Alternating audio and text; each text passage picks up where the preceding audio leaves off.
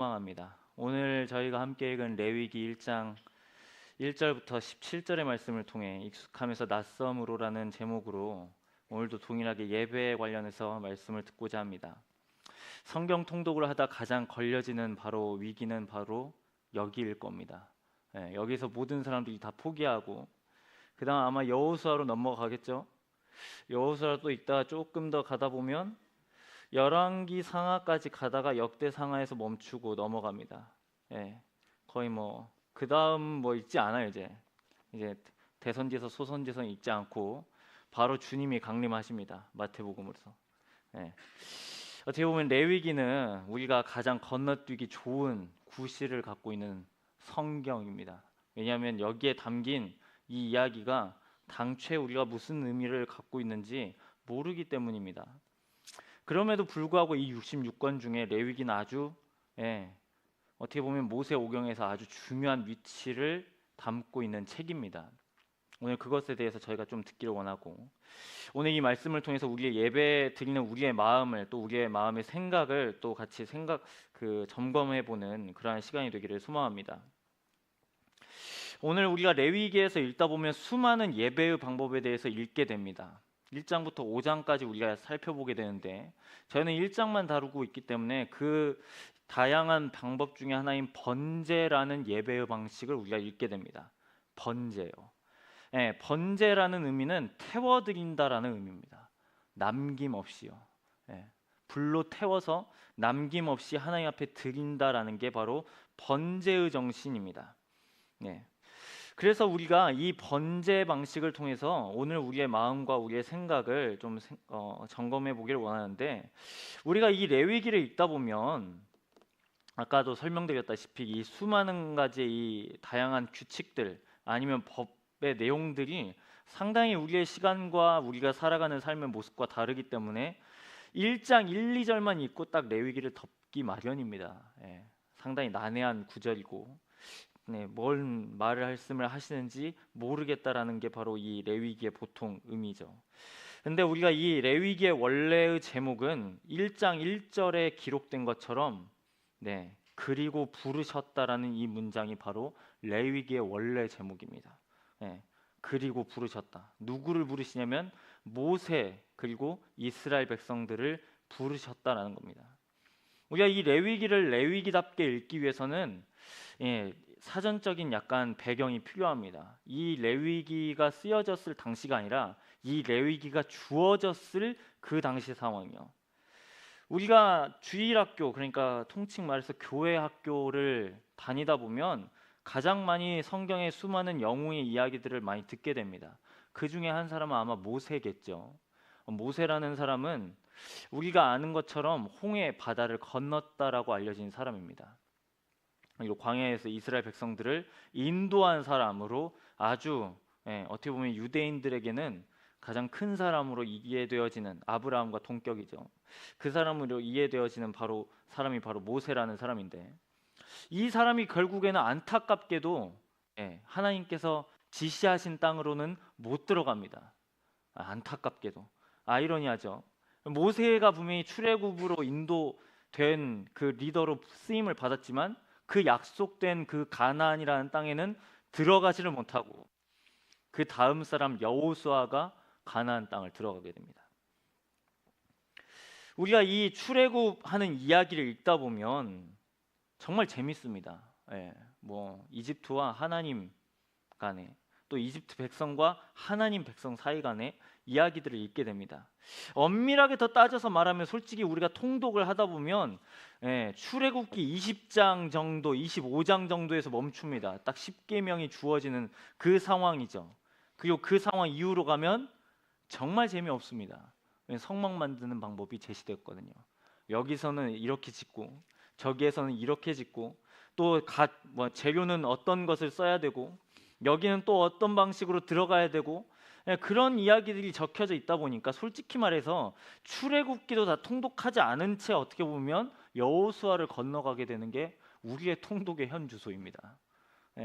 하지만 우리가 이 이야기의 본래 의미를 깨닫게 되면 이 레위기, 출애굽기, 신명기, 여호수아는 상당히 우리의 믿음에 있어서 중요한 이야기를 담고 있습니다. 거두절미하고 이 레위가 우리에게 그리고 이 사람들에게 있어서 가장 큰 이유는 이 사람들은 여튼 하나님의 백성으로 부름받은 사람들입니다. 이스라엘 백성들이요. 아무것도 하지 않았습니다. 하나님의 백성이 되기 위해서 어떤 것도 하지 않았습니다. 그냥 하나님께서 선택하여서 부르셨고 이집트에서 나오게 하셨습니다. 그 다음 중요한 건 이 사람들이, 이스라엘 백성들이 그때 당시에 이 사람들만 있는 게 아니라 세상에는 수많은 민족들이 있었습니다. 네, 이집트에 있는 사람들과 같이. 그런데 이 사람들에게 있어서 가장 중요한, 이스라엘 백성에 있어서 가장 중요한 건 이 사람들이 그럼 어떻게 살아가느냐인 거예요. 이제 이집트를 벗어나서 우리는 이제 어떻게 살아가야 되는가. 이게 이제 이스라엘 사람들에게 가장 큰 도전인 겁니다. 왜냐하면 이 출애굽 전까지는 계속해서 출애굽의 방식대로, 그러니까 이집트의 방식대로 살면 됐습니다. 이집트가 원하는 대로 살면 됐고, 이집트가 준 걸 먹으면 됐고요. 이집트가 입으라는 걸 입으라고 하면 됐고, 이집트가 말하는 대로 하라고 하면 말하면 됐고요. 그렇게 삶을 살았다고요. 근데 이제 이집트를 벗어나게 됩니다. 자신에게 명령을 내리는 주체가 사라졌습니다. 이제 이 사람들에게 있어서, 이스라엘 백성들에게 있어서 우리는 이제 어떻게 삶을 살아가야 되는 건가 라는 도전이 바로 이 사람들에게 주어진 거고, 그 삶의 방식을 기록해 놓은 책이 바로 이 레위기입니다. 이스라엘 사람이면, 그러니까 하나님의 백성이면 이렇게 살아가는 게 하나님 백성이다 라고 알려주시는 말씀이 바로 레위기에 적힌 수많은 법입니다. 그러니까 이 법을 따라 살면 자연스럽게 자신은 하나님 나라의 백성이 되는 거고, 만약에 이 방식대로 벗어난 삶을 살게 된다면 하나님 백성이 아닌 겁니다. 그렇기 때문에 지금 이 레위기는 이 사람들에게 있어서 너무나 중요한 말씀인 거죠. 당장 출애굽 이후부터 우리가 어떻게 말하고 어떻게 삶을 살아야 되고 어떻게 하나님을 예배해야 되는지 라는 규칙이 바로 레위기 때문입니다. 그리고 나서 오늘 이 1장에 보면 다섯 장까지 가보면 가장 먼저 핵심인 예배에 대해서 말씀하고 있는 것을 볼 수 있습니다. 이 1장 1절부터 17절까지 무려 이 17구절은 번제에 관련된 내용을 적고 있습니다. 여러분들에게 한 가지 질문을 해보고자 합니다. 여러분, 지금 제가 교독하자고 했으니까 그냥 읽었어요, 같이. 예, 말이 와닿지 않을 겁니다. 여러분, 우리의 예배로 적용해서 물어보겠습니다. 여러분, 청년부 예배의 시작은 언제인가요? 언제인가요? 2시죠. 주일 오후 2시. 예. 그럼 여러분, 이걸 여기에로 적용해 보겠습니다. 그렇다면 번제의 시작은 언제일까요? 예. 우리가 다 함께 이 2시가 되면 이곳에 모여서 하나님께 예배드립니다. 그렇다면 이 예배의 시작은 언제일지 레위기는 뭐라고 말을 하는지 우리가 살펴봅니다. 1장 2절 말씀입니다. 이스라엘 자손에게 말하여 이르라, 너희 중에 누구든지 가축 중에서 소나 양으로 예물을 드리라고 하나님 말씀하십니다. 제사의 시작은 바로 예물을 드리려고 할 때입니다. 예배의 시작은 예물을 드리는 마음 가운데 있다라고 오늘 레위기는 말씀하고 계십니다. 제사 예배를 받으시는 하나님은 거룩하시기 때문에 하나님께 예물을 드리고자 할 때에 하나님이 정하신 방식대로 드리라고 분명히 도전하고 있습니다. 우리의 예배 가운데 적용시켜서 우리가 생각해보면 하나님께 나아갈 때 우리는 우리에게 익숙하고 친숙한 방식으로 나아가겠지만 오늘 말씀을 통해서 우리가 생각해 본다면 절대 그럴 수 없다라는 걸 우리는 생각해 보게 됩니다. 레위기에는 크게 5가지 예배의 방식을 나온다고 제가 설명드렸습니다. 근데 이때의 이 방식들은 그냥 이스라엘 사람들만 드렸던 게 아닌 것 같아요. 이스라엘 사람들 주변에도, 그러니까 고대 근동이라는 이 지역 모두가 비슷하게 보편적인 문화였던 것 같습니다. 생각해 보세요. 옛날 사람들이 특정 신에게 자신의 마음을 숭배하는 마음을 드리려고 할 때 뭘 할까요? 분명히 마음이 보이지 않으니까 그 마음을 보이게끔 하기 위해서 무언가를 대신 잡았을 겁니다. 그 잡기만 했을까요? 아니요. 분명히 이 잡은 걸 자기의 마음을 표현하기 위해 죽였을 겁니다. 이걸 제물이라고 하죠. 그러니까 이 당시 사람들, 이 이스라엘 백성들 역시 그렇습니다. 동일하게 비슷한 문화였던 것 같습니다. 그러니까 이 지금 번제라는 이 방법은 이 사람들에게 낯선 방식은 아니었을 겁니다. 그럼에도 불구하고 이 1절부터 17절까지 상당히 자세하고 명확하게 이 번제라는 방식에 대해서 말씀하고 계십니다. 하나님께 어떻게 나아가야 되는지, 하나님께 번제를 드릴 때는 어떠한 방식으로 드려야 되는지 이렇게 규칙을 세부화시키고 있습니다.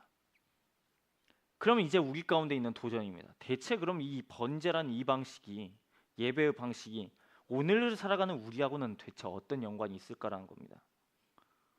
이 지금 레위기의 시대와 오늘날의 시대는 시간이 엄청난 차이입니다. 뿐만 아니라 우리는 매번 듣습니다. 예수 그리스도께서 행하신 십자가와 부활 때문에 우리가 예배드린다고 하지만 분명히 그것 때문에 생각해 본다면 이 레위기에 적힌 수많은 이 제사의 방법들은 그럼 이제 필요가 없는 거 아닌가요, 목사님? 예수님이 다 하셨다면서요. 십자가에서 다 이루셨다면서요. 그럼 여기에 있는 번제, 화제, 속건제, 화목제, 속제제 이 모든 것들은 다 의미가 없는 게 아니겠습니까? 라는 우리가 질문을 가져볼 수도 있습니다.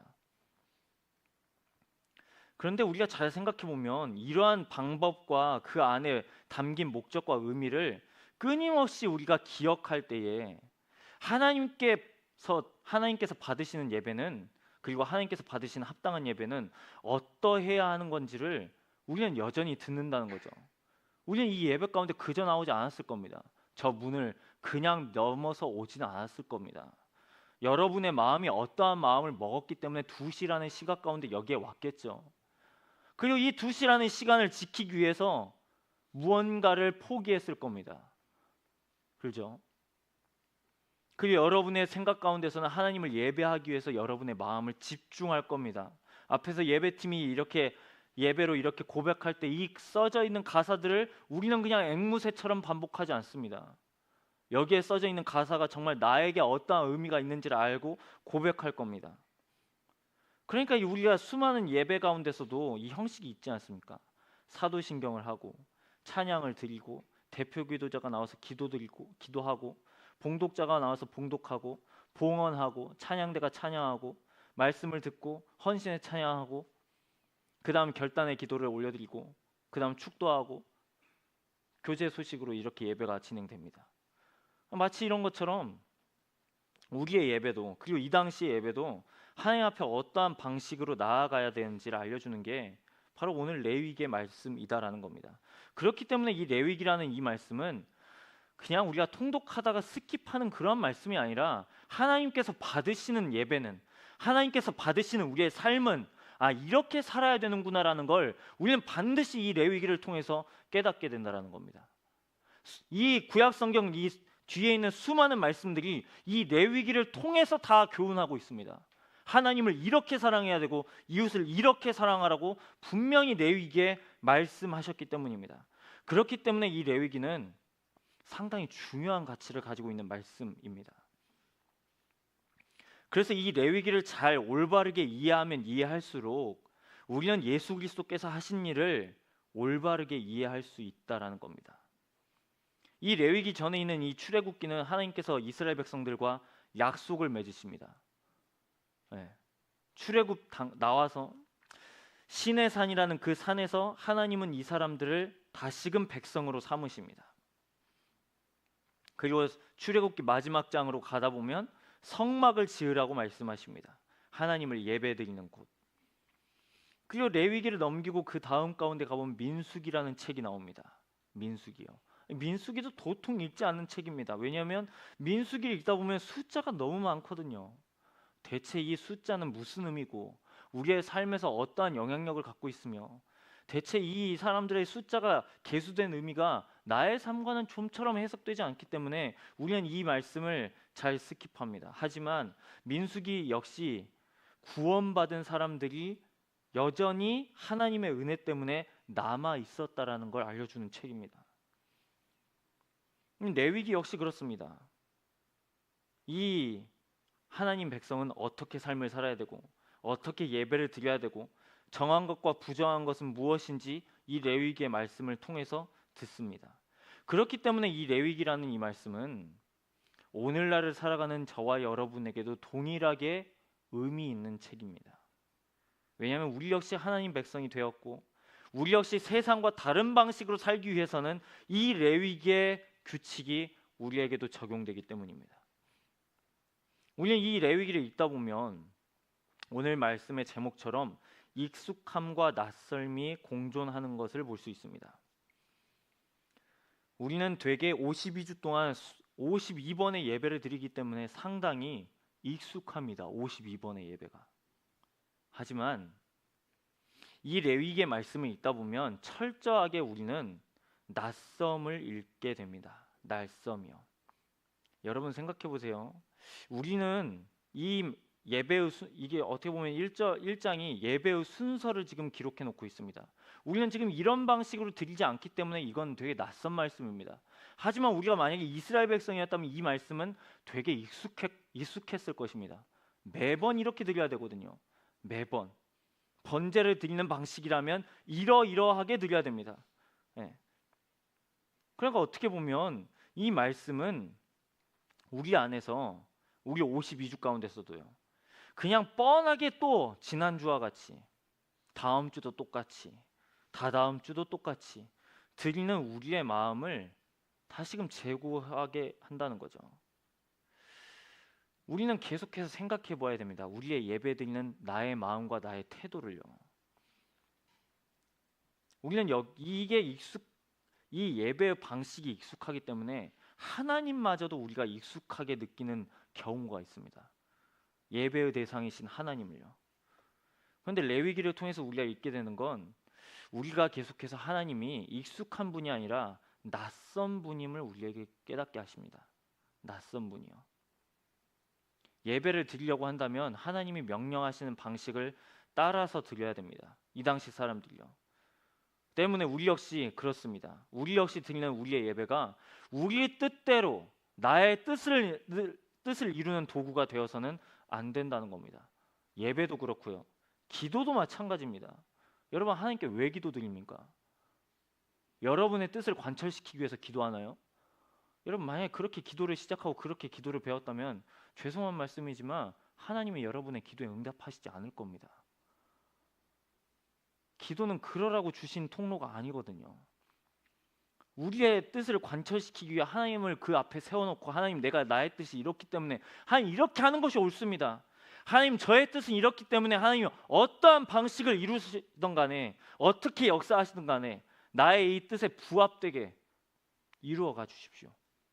만약에 이렇게 기도드렸다면 이건 타종교의 기도와 별반 차이가 없습니다. 그리고 타종교 역시 그렇게 기도드립니다. 다시 예배로 돌아온다면 우리 역시 마찬가지입니다. 우리의 뜻대로 이 예배가 수단이 되는 게 아니라 하나님 앞에서 우리는 계속해서 낯설게 예배 드려야 된다는 겁니다. 오늘 말씀을 조금 더 자세하게 살펴보겠습니다. 1장을 읽어본다면 번제에 관련돼서 수많은 규례들이 있습니다. 근데 그 규례 가운데 이 예배자가 번제라는 방식으로 하나님 앞에 예배 드릴 때 세 가지의 제물을 드릴 수 있습니다. 첫 번째는 소입니다. 두 번째는 양이고 세 번째는 비둘기입니다. 여러분 이 사람들이 왜 이렇게 세 가지로 나누어서 드릴까요? 왜 이러한 구분이 있을까요? 네. 하나님 앞에 번제라는 방식으로 예배드리는 사람들은 모두 다 소든 양이나 염소든 비둘기든 이 제물이 필요했습니다. 생각해 보세요. 당시 이 문화 가운데서는 소는 부를 상징합니다. 부함이요, 경제력이요.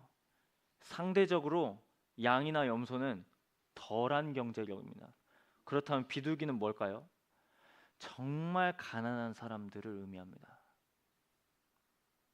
그러니까 만약에 이 제사를 드리는 경제적 예배자의 형편이 상대적이었다는 것을 우리가 생각해 볼 수 있고 누구는 소를 바칠 수 있는 형편이 있을 수 있습니다. 누구는 양과 염소를 바칠 수 있는 형편이 되기도 하죠. 상대적으로 빈곤한 사람들은 비둘기를 드리는 사람들도 있었습니다. 중요한 건 경제력의 여부가 아닙니다. 모두 다 하나님 앞에 원하는 사람들 모두 다 하나님 앞에 드릴 수 있다라는 말입니다. 소든 양이나 염소든 비둘기든요. 근데 여기서 한 가지 더 질문을 해보죠. 그럼 하나님께 더 좋은 걸 드리면 하나님이 더 받으시는 예배가 될까요? 여기에 번제의 규례라고 한다면 소면 하나님이 더 받으시고, 비둘기를 드리면, 비둘기를 한 3번 드리면 소는 딱 한 번에 받으시고 비둘기는 3번 중에 한 번을 받으시면 이러실까요? 전혀 그럴 수 없다는 거죠. 그러니까 우리가 생각하는 비둘기, 염소, 소는 등급으로 매겨지기 쉽지만 하나님 앞에서는 소가 있기 때문에 더 받으시고 비둘기 때문에 덜 받으시는 게 아니라 하나님은 이 모두 다 동일하게 받으신다라고 말씀하십니다. 17절이 그걸 우리에게 증거하는 겁니다. 마지막 절이죠. 17절. 이는 화제라 여호와께 향기로운 냄새라고 말씀하십니다. 또 이것과는 반대로 질문해 볼 수 있습니다. 충분히 누군가는 소를 드릴 수 있는데 아까워서 염소나 양을 드릴 수 있습니다. 하나님 앞에 아까워서 비둘기를 드릴 수 있습니다. 근데 이건 엄연히 예배자에게는 향기로운 냄새가 될 수 있을지 몰라도 하나님 앞에서는 향기로운 냄새가 전혀 되지 못합니다. 이미 그 마음 자체가 이미 탈락된 거 아닌가요? 내가 소를 드릴 수 있는데 하나님 저는 아깝습니다. 전 비둘기를 드리겠습니다. 저는 양이나 염소를 드릴 수 있지만 저는 비둘기만으로 저는 족합니다, 하나님. 라고 생각될 수 있다는 거죠.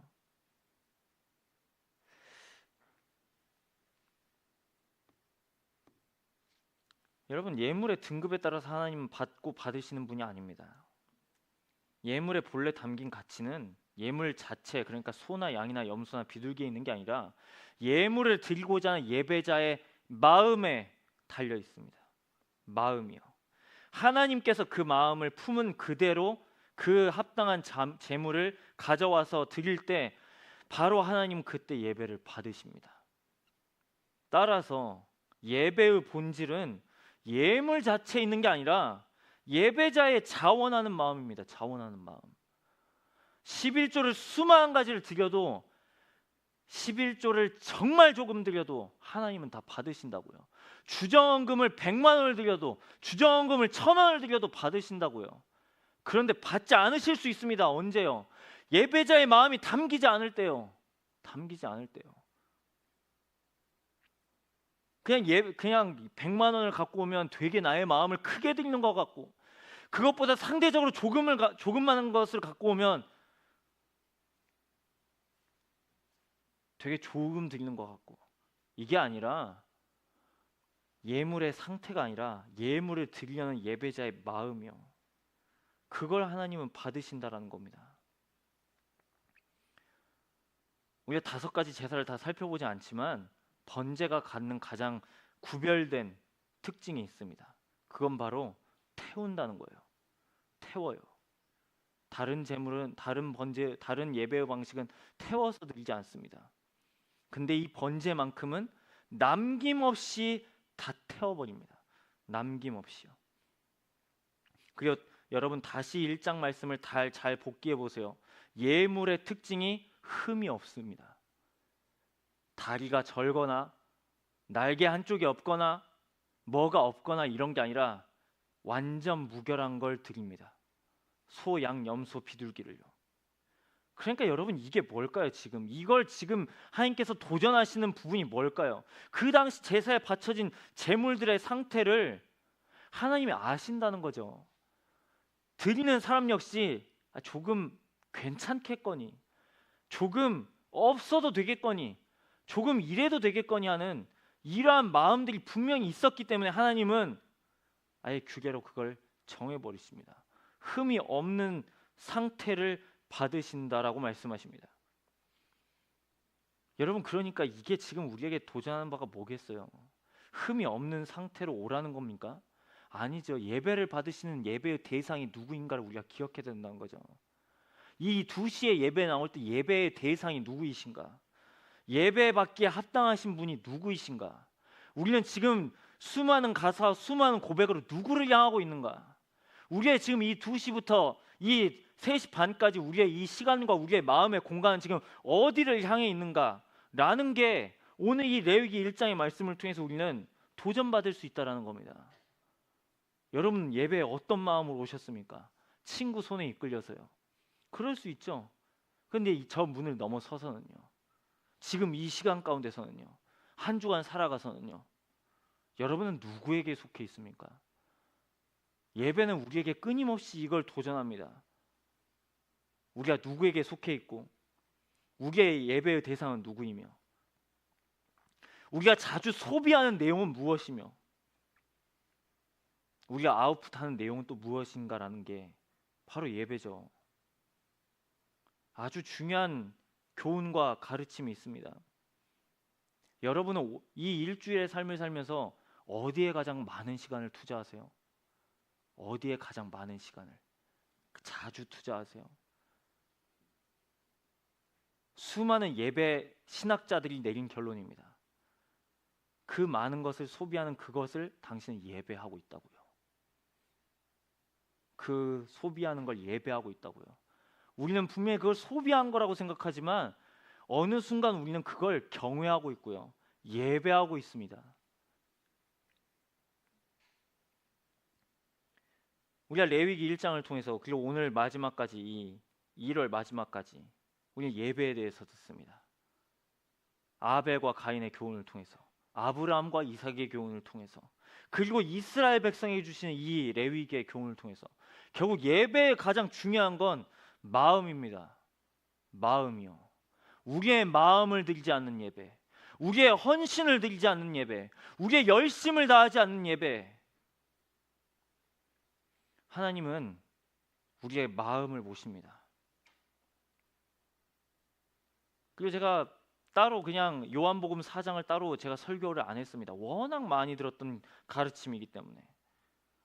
왜 사마리아 여자에게 예수님께서는 그 이스라엘 유대 사람들에게 줄 수 있는 소중한 가르침을 이 사람에게 주나요?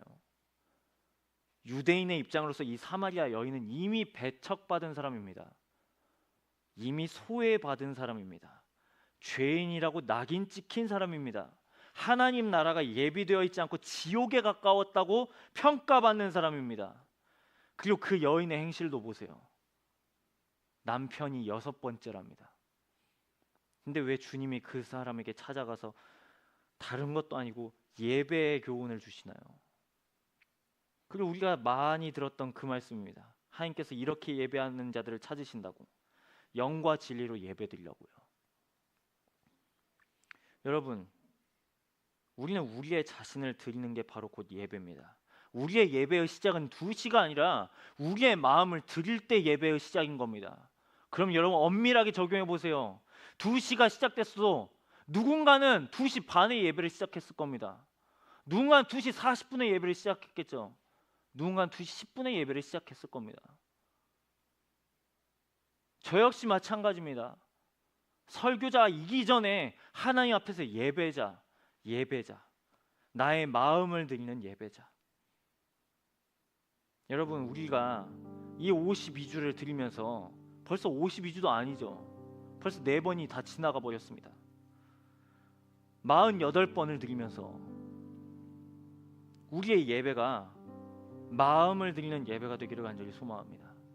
그래서 우리의 마음이 하나님께서 원하시는 것을 바라보는, 하나님께서 우리에게 도전하신 것을 정말 순전한 마음으로 받아들일 수 있는 우리의 예배가 되었으면 좋겠습니다. 사역팀만 맨날 고생하는 그런 예배 말고요. 제가 지난주에 말하지 않았나요? 각자가 단독으로 서 있는 예배가 바로 이 2시 예배입니다. 우리의 마음을 다해서 나의 자신을, 나의 마음을 하나님 앞에 드리며 한 주 동안 그렇게 살 것을 다짐하는 저와 여러분이 되기를 간절히 소망합니다.